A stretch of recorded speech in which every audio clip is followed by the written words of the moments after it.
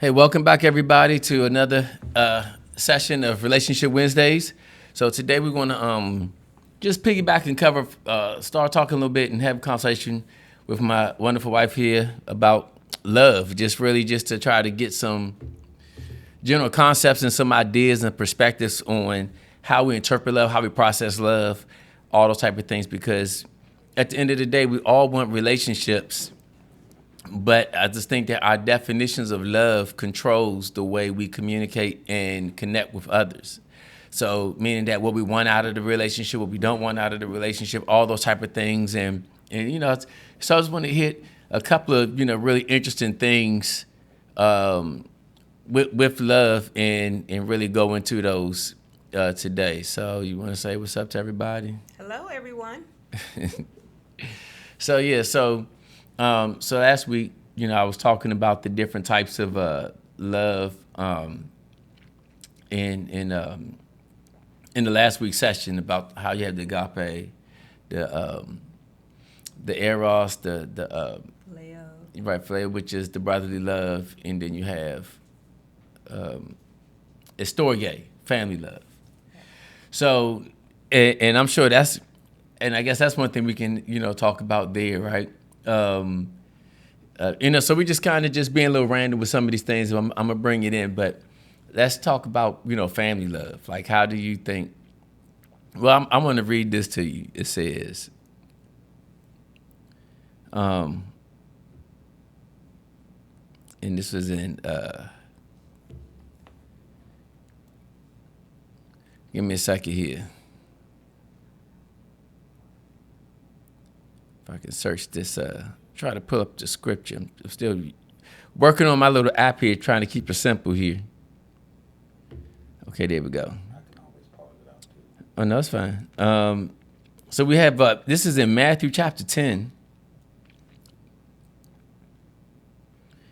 And I love this when it comes to like family love and just the way this happens. And then look what Jesus said. Verse 34, do not think I came to bring peace on earth. I did not come to bring peace, but a sword. And so a sword here, he's not talking about a literal sword. He's talking about division, where it's going to divide. For I have come to set a man against his father, a daughter against her mother, a daughter-in-law against her own mother-in-law. A man's enemy will be those of his own household. See, he who loves father or mother more than me is not worthy of me. He who loves his son or daughter more than me is not worthy of me. And he who does not take up his cross and follow is not worthy of me. Whoever finds his life will lose it, or loses his life will find it. So it's interesting how Jesus uses this and articulates this when it comes to family. Because, with storge, you're talking about family will always be together and all those type of things. But we come to a place where sometimes we can love our brothers and our sisters, but have different philosophies on how we operate. So just putting it out there on you, Michelle, like, how would you manage that? How to manage our family, immediate Yeah, family, or right. So just I'm all saying, family? they say, so like if you want to stand on the word, because usually what happens is it's when the word starts doing the work in you, it can sometimes create a divide with your own family, because the things that you were, the type of person that you were, and the standards you had may have been different. Then as you come to Christ, your standards for your mindset and what you want and your outlook could be different, and the type of conversations you engage in, you may not want to engage in those anymore. So how, what I'm saying? So when you have a family, like, how do you navigate that? Like, what's the, I don't know, because, those are interesting dynamics. I feel like that's not easy to navigate. Right. Well, I mean, because it's family, you still, go see them, but you limit your time. You don't hang around maybe as much as you used to, or you don't go to the places, as many places together. Because basically, you just have to. You don't want to change your standard because it's God's standard. So you display that in front of them. You can go, hang out with them, but you don't want to participate in, the same stuff because you're not showing God. You got to show God, but you also don't want to not go, because then it's like, oh, okay, you're family, but now you can't hang around us or whatever. But you're not hanging. You just want to come and display God in front of them. Mm-hmm. You do still, you still want to love them, love on them and everything, but you want to display the God that's in you. But you can't participate in the same type of stuff, because then you're no better than what they're doing. Right. So what if they come off and be like, oh, so you acting brand new. So now, before you used to hang out with us, now you want to, be all different. Well, also it depends on who the family is. Yeah. Because you don't have to hang around all your family, but, like I have siblings. So, I will go hang with my siblings, but if we don't have the same mindset, I limit how often I go see them. I'll go see them sometimes. We could talk about stuff. We can enjoy, dinner, things like that. But, if they start, reminiscing about the old times, what we used to do, as far as, especially if it's bad stuff. I'm not talking about family time and stuff. But I'm saying, the way you used to be, if they, bringing up the old man. Let's say you used to smoke and all that, and they, now they're trying to bring that up, and yeah, you remember how it used to be when you okay, that was then, but you don't have to stay in there. You don't want to keep digging up your old man. So, you have to show God in front of them. What are we looking for? Something, building off, because I guess for me, I look at it as, and all that's good as far as, being able to navigate and try to manage your time. And so, for all just basically saying is that what we're doing is we're trying to steward our time with them and manage that. And whereas now, but that can still put you in a interesting situation, because you don't want people to feel like I don't know, where you don't want them to feel like you thinking negative of them, even though you're trying to be protective of what your standards and your values are at the same time. So I feel like that's the kind of interesting dynamic. So I think one of the things that we have to learn how to do, even on the basic level, is being okay with being misunderstood. Yes.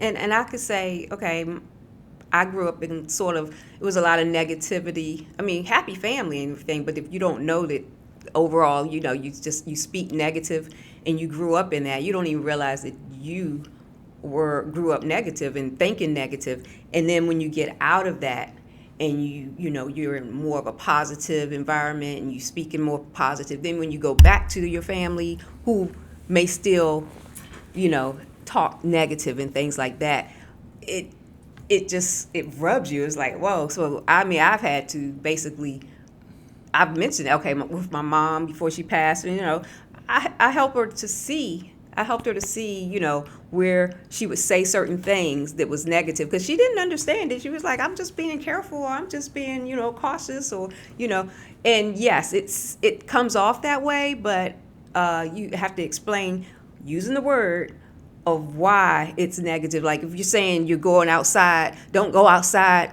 without a coat because you might catch a cold. Okay, normally you'll look at that and say, well, that's not negative. I'm just being, right, that's wisdom. Yeah, okay. But why I got to catch a cold because I go outside without a coat? Why can't you just say, make sure you put a coat on so you stay warm? So you're changing your words and your way of, you're taking that negativity out. Don't put cold on me. I'm not catching a cold. No, God has healed me from all sickness and disease. No. You put the coat on to stay warm. So that's what I mean by negative. Now, I'm not going to say it was like terrible, bad negative, but, be careful when, make sure you don't get out there and, watch both ways so you don't get hit by a car. Why can't I just, look both ways so you can cross the street safely? I mean, so it's just changing your way of thinking and the way you word it. So here we go, right? So we'll say, so now you can see where the sword is coming in, meaning that God is beginning to help me understand spiritual things where your words matter. Mm-hmm. but then you still got family members who would just be reckless with their words, and because now you know the truth, it creates a struggle because they're thinking like, what do you mean and all that, it did, and so now you're trying to navigate all of that. And then they're like, I thought you was a Christian, and why are you judging me over everything I'm saying and all that? I thought you supposed to be walking in love. See what I'm saying? How they could now flip the script on their idea of love, and where now they can take their idea of love and turn it on you and make you feel like you're not even walking in love now because you're trying to find your parameters because you know there's certain things where God is like, your words matter. So I'm like, how do I do this without coming off? And then they coming off like saying, yeah, you're being just one of them judgmental Christians like all those other people I see now. And then, they may still, but then it's like kind of awkward. I'm just saying, just really painting that scenario sometimes when certain, people have to deal with that, trying to navigate what God is teaching me versus and now I'm kind of pulling away, and then now and they're like, you supposed to be a person of love and this and that, whatever, and then all of a sudden you want to act like when God's supposed to bring everybody together, you up here segregating all that, but Jesus clearly said, when I start doing the work on you, yes, and I really feel like we need to see the difference between that, where God isn't talking about where we all have to coexist in the sense that way, but where we can still show kindness to one another, be there for one another, pray for one another. You know what I'm saying? In other words, we can disagree without having a sense of resentment towards one another. And I believe that's where people have to see the difference in that. And I'll say, thankfully it didn't come off wrong, to my family or to my mom or anything. She understood, and it actually helped her to start thinking and trying to do better as far as how she worded things. She started to see where, at first she didn't, but once I brought it to her attention, because if nobody ever brings it to your attention, you think you're right, and you just continue to talk the same way. So yeah, it actually helped, and I noticed that she started trying to be more positive in how she said things. So yeah, it worked out. So it thankfully didn't come off wrong. Yeah, so that's what I'm saying. Family dynamics, I would say, is one of the hardest things to work through. I don't really think that it's not always so easy, but God will grace us to navigate those, because you're talking about walking in love with your family. Because at the end of the day, we all do want a sense of belonging, in a sense of feeling like we're connected to a family. And sometimes it's like, especially during the holidays, I mean, everybody has different family dynamics. And a lot of times they show up big in the holidays because just the nature of holidays accent family, where you go out and hang out with your family, or there are people whose, parents have passed away or whatever it may be, it accents that. Especially during the holidays. So it's like, knowing how to navigate that and understand how to operate in the love of God, and being able to, where there's some people who have to deal with not having a family, and you have orphans out there that have,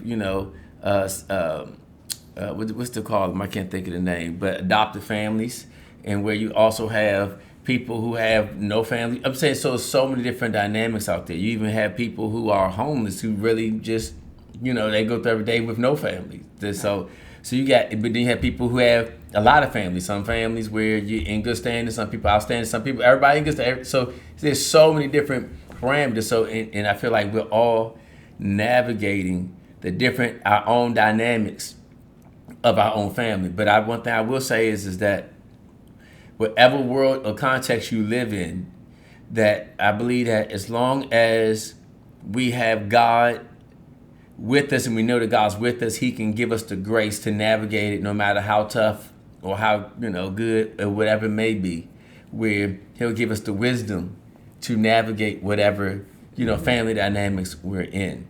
But I think that if we can set our hearts to just be okay with being misunderstood, not taking offense to it, finding ways to find common ground in conversations. Sometimes it's like, I listened to John Maxwell. He said, they asked him, how are you able to talk to atheists and people who are he said, that's because I don't focus on where we disagree.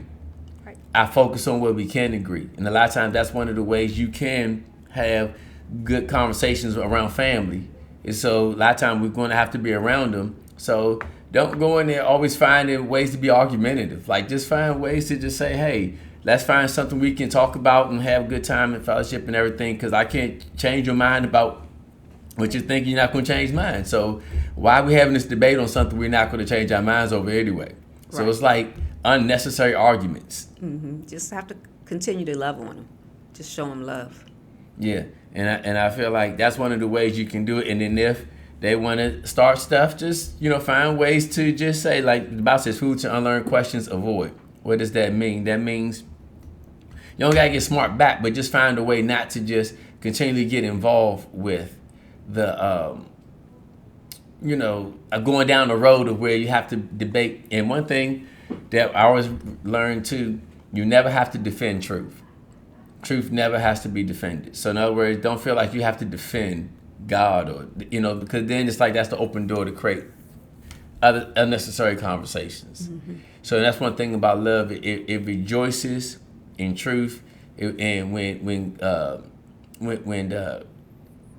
right things happen, like it's about bringing peace. That's the whole thing.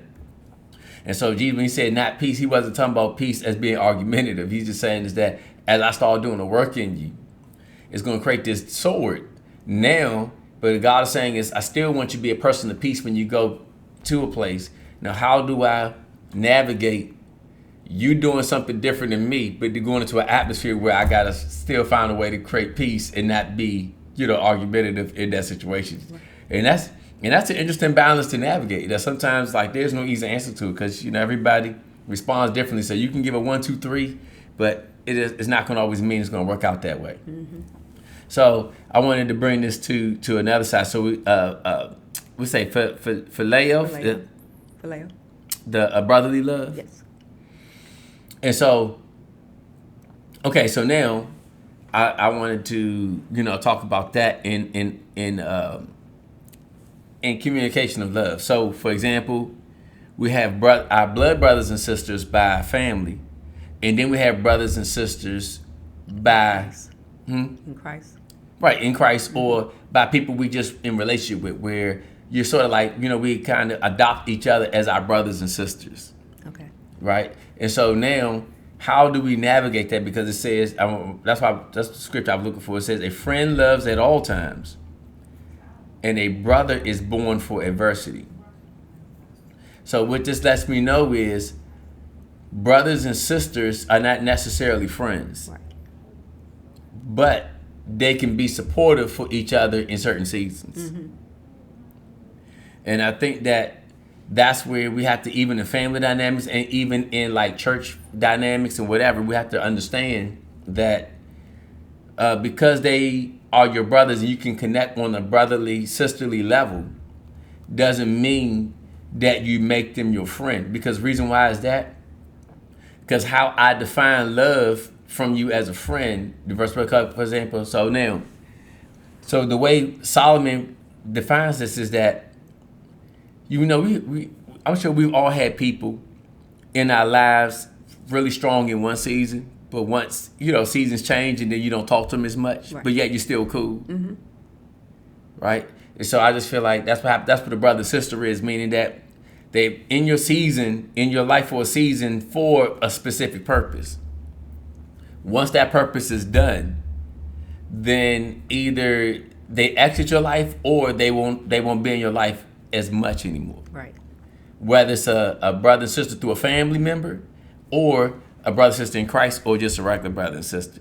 Because I just think that a lot of times, because they were your brother and sister in the season, and then when the season changed, then we get mad at them because we had the expectations of a friend Right. versus a brother Right. and a sister, understanding that I was just here to help you during this season of your life. But once the season was over, and usually it don't come with announcements. Once the season is over, then I'm mad at you because, when you're connected in a season, you build friendship, you have conversations, you're sharing life, you're talking about things, But once that changes and, so now you got brand new, this and that, whatever, not realizing that the season's changed. So now I'm in the fence and I'm mad because, now I feel like, it was all about you. Like, in other words, we accuse them of being self-centered. Right.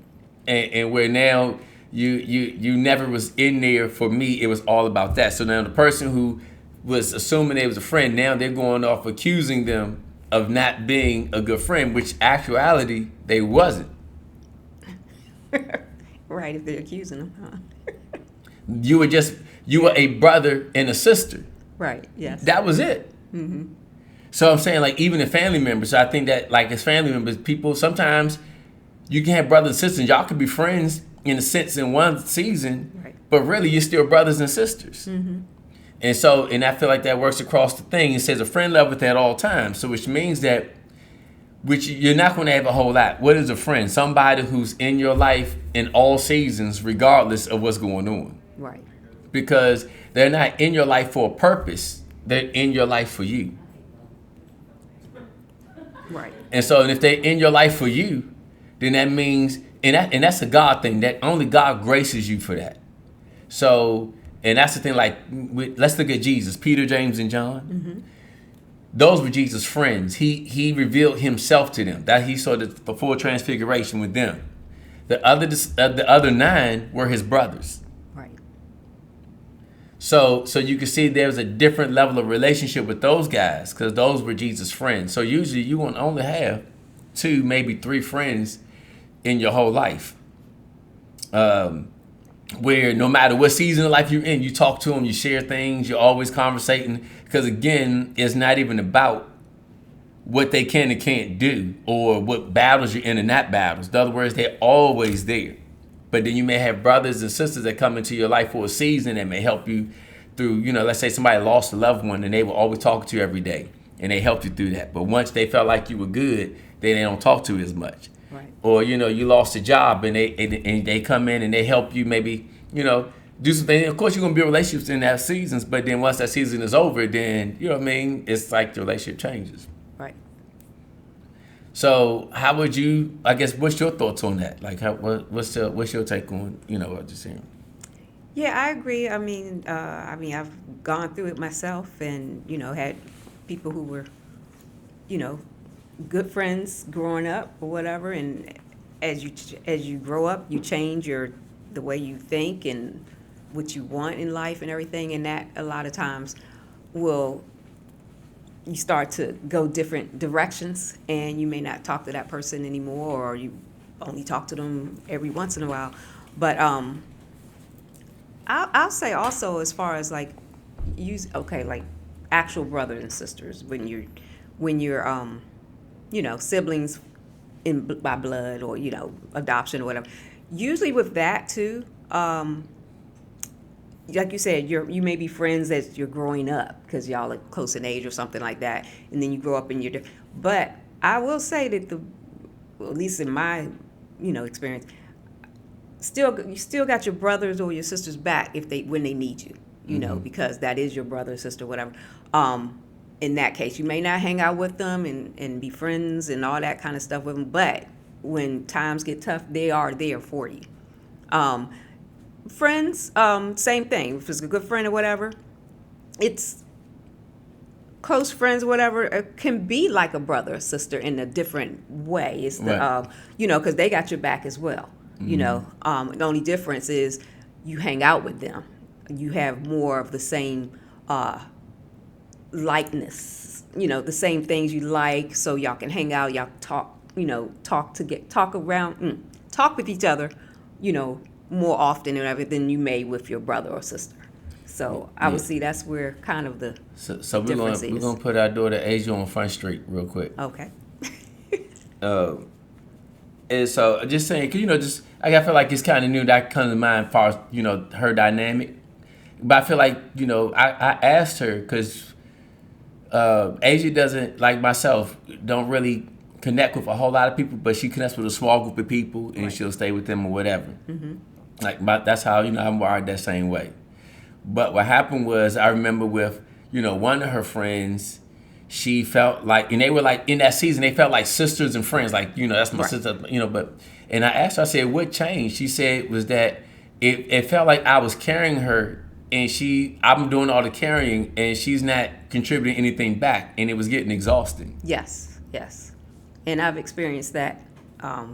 Even recently, you try to reach out and be friends and, help them through things and stuff. But if you're the only one reciprocating, if you're the only one reaching out, and they are only like responding, then, after a while, it's like, okay, I'm trying, but like you say, she said, I feel like I'm carrying this relationship. It's like, okay, I'm here for you. And you're letting them know I'm here for you, but I'm not going to keep, And I feel like that really defines where the brother and sister relationship is.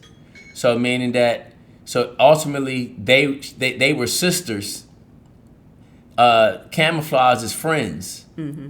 Once the inequity of the friendship happened, because it says iron sharpens iron, usually one of the categories for being a friend is where y'all are able to grow together, where y'all not carrying each other, like you both are able to support one another at all times. Right, yes.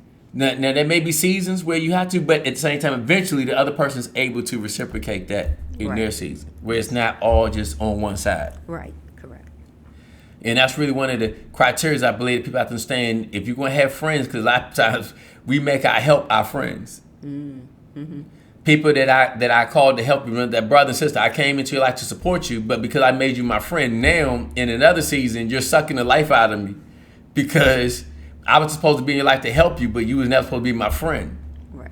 So now the lines get crossed up, and then now just the interpretations of where people get bitter over things that never should have happened, all because we misinterpreted the categories of the relationships. Right. And so now where love gets totally misconstrued. Mm-hmm. So anyway, so that's our time for today.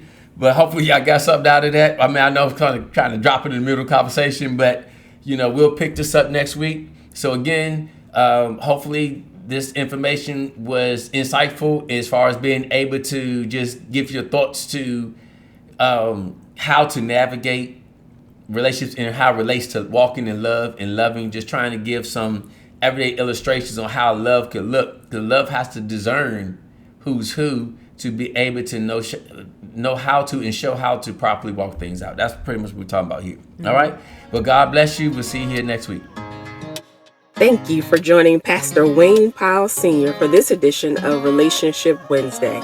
We hope you enjoyed this episode of After I Did. Let's keep the conversation going by leaving your questions and comments in the chat. We also invite you to like, share, and subscribe to this channel. And don't forget to click the notification bell so you are reminded to join us next Wednesday as Pastor Wayne continues this discussion of After I Did.